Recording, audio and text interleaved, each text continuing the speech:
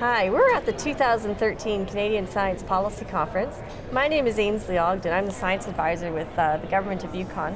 And I am sitting with my colleague, Andrew Applejohn, who is a Science Advisor in the Northwest Territories.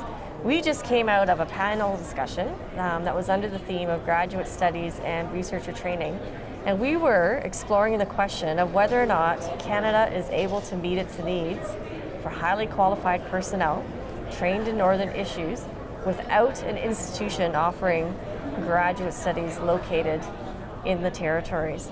So Andrew was taking us through a bit of some context in terms of what are the needs for HQP in the North. Andrew, can you just shed some light on what kind of HQP the North needs?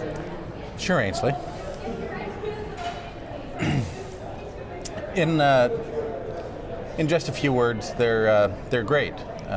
The Northwest Territories is a large jurisdiction at over 1.2 million square kilometers. There are only about 43,000 people in the territory, and yet as we have gradually assumed more and more responsibilities for managing our resources and our communities from the Government of Canada, we've had to develop the capacity to provide our government with the critical pieces of information through research and science and technology programs that we require to make the best decisions we can in terms of managing our resources in our communities.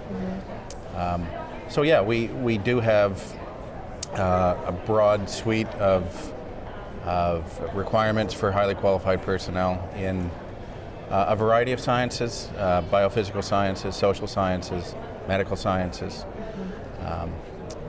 And we have developed policy to assist us, kind of organize our thoughts as a government around what our research goals are.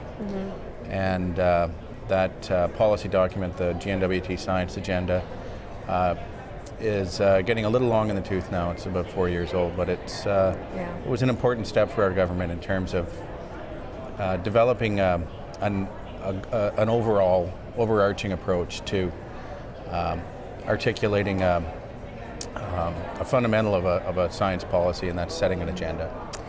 So I guess, as a colleague in a northern jurisdiction, there's two ways that we can grow highly qualified personnel in terms of the percentage of HQP in a population.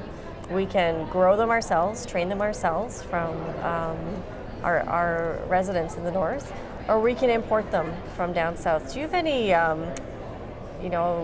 what are the pros and cons, I guess, of either approach in terms of meeting those needs for the knowledge worker, the knowledge workforce?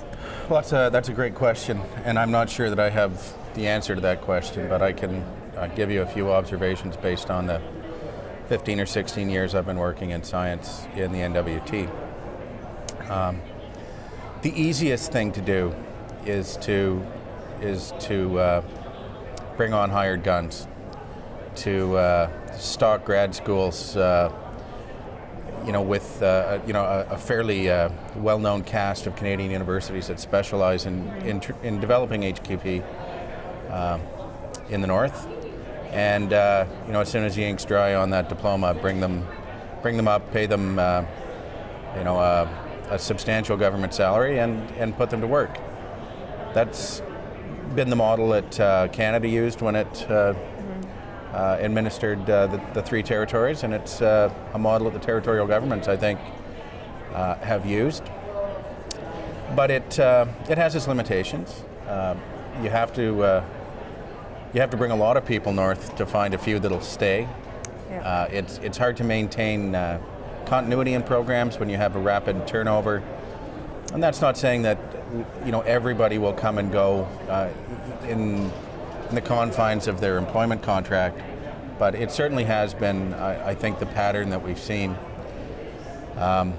So when you simply hire HQP from Southern Canada or from other parts of the world, because Northern Canada draws people from all over the world, you certainly run the risk that you're going to invest a great deal of money bringing the people up, training them to work in the context of the communities that they need to work in, and then they leave, and in the end you've got unfinished programs, you've got orphan data sets, and you've got a perception, at least in many of our smaller communities, of the scientist as the zigzag, the ground squirrel that pops his head up for a moment, takes a look around, and then you never see him again on the landscape. So the second option, finding people that want to live in the north, that have grown up there, that have made the kind of lifestyle choices that are involved with living in a small, isolated northern community. That poses a different set of challenges in terms of developing institutions to support them, and spending the kind of money it takes to train people in the north. So it's an institutional challenge more than anything else. But what you get is somebody that wants to live in the north, that has made the choice to live in the north, and understands the context of what they're supposed to be doing, and not in terms so much as the how or what. I mean, that's what you train people to do. What people that are from the north intrinsically know is the why. Yeah. You know, why am I doing this, and why is it important to my community and to your family and your relatives. Yeah. So both those approaches have pros and cons. Unfortunately, quite often as a government, you have tight deadlines, you have tight timelines about developing programs, executing those programs, and summarizing the results of those programs, and quickly blending that into better informed public policy. And unfortunately, that means generally, I think we tend to take the path of least resistance, which is to hire from the south and take the chance that the context of the skills of those HQPs is going to be a little slower to come along than the northerner. Right. And it really speaks to, I think, some of the themes we've been hearing throughout the sessions of this conference, talking about graduate studies and researcher training, and hearing the statistics of, only 10 to 15% of PhDs are going to get a job in academia, about really helping to support the training of those students towards labor force requirements. Yeah. And providing the opportunity for those students to be exposed to those opportunities throughout their training programs. So looking ahead in the NWT, we have a lot of change on the horizon. So devolution's happening within a very short time frame. There's a lot of interest in oil and gas exploration in the Mackenzie Valley. Obviously, diamond mining is a big part of the economy. So forecasting ahead, what sort of, if you were speaking to a group of students thinking about doing a northern topic or a northern issue, what kind of advice would you give for them in terms of perhaps where to focus or get some exposure through their studies that would help them integrate into a northern job? Well, that's another great question, and if I had the answer, I wouldn't be sitting here. Or maybe I would. You're right. There are a number of pressures driving the way we are developing our science-based workforce. As of April 1st, 2014, the government of the Northwest Territories, like the government of the Yukon, will be responsible for managing its resources and its lands, and assumes those responsibilities from Canada. Many of Canada's regional staff will be coming to work for us, I hope. But it still means that we have to create some new systems. And that primarily relates to our departments of Environment and Natural Resources, Industry and Investment, Municipal and Community Affairs, and a brand new department, Department of Lands. So it's going to be challenging, I think, to staff up appropriately and have things go smoothly. But I have a great deal of confidence in the people that designed those systems, and I think we'll do just fine. But I think you'll see an evolving public service in the NWT.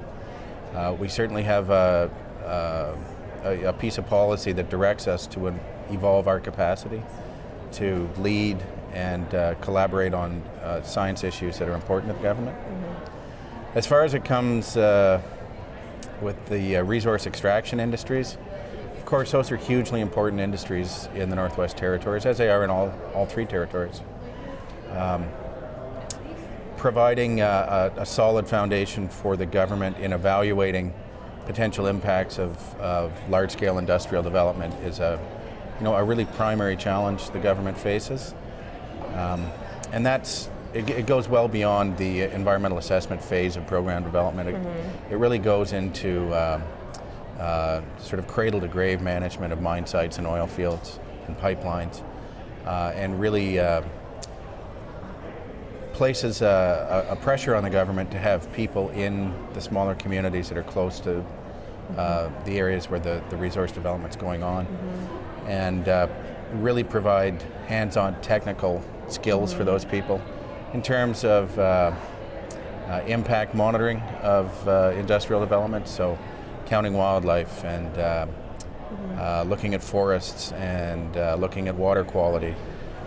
Those kinds of things are going to continue to be important, and I think the pendulum has certainly swung away from the old sort of Ottawa-based model where the experts sat in another place and jumped on planes and came up and did a little sampling and then went back home again. Certainly what I'm hearing from many of our communities is that they really want to play a bigger role in science, at least in the field-based sciences, and really be the people at the table when it comes to setting priorities and setting the agenda. So again, we have a challenge in terms of capacity development with the decision-making committees and councils in those small communities, as well as some skills-based training for young people to get involved in careers in science. Okay. On that note, I want to just wrap up and say thank you very much, Andrew, for a very thoughtful interview. It's much appreciated, and for participating on the panel. It's been a great conference, Canadian Science Policy Conference 2013. Recommend you join us next year. Thank you.